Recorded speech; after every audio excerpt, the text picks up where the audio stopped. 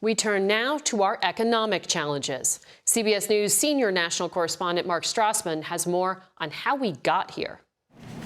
If your paycheck feels smaller, it probably is. Our economy is racing red hot. With widespread worry, it's careening toward a cliff. We have both the tools we need and the resolve that it will take to restore price stability. But beyond raising interest rates, there's much the Fed can't control. The multiple drivers behind the highest rate of inflation in 40 years. Like Russia's invasion of Ukraine, now almost in its fourth month. Its global impact on the prices of minerals and metals, food and fuel.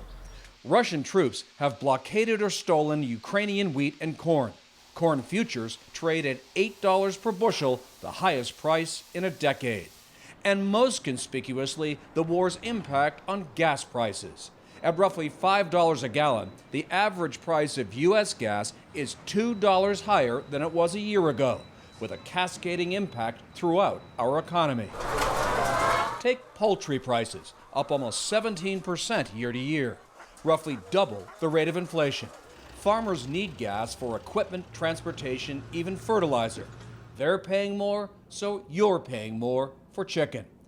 Another inflationary pressure, ongoing supply chain issues, an outgrowth of the pandemic. Demand dwarfs supply still.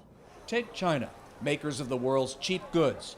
Its zero-COVID policies have shut down many of its manufacturing centers, including, at one time, much of Shanghai, its financial hub. U.S. car buyers feel it. Too few options on the lot. New cars up almost 14% in a year, used cars up 16%.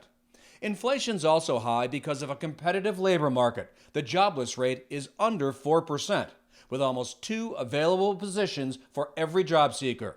One way employers compete for scarce workers, raise wages.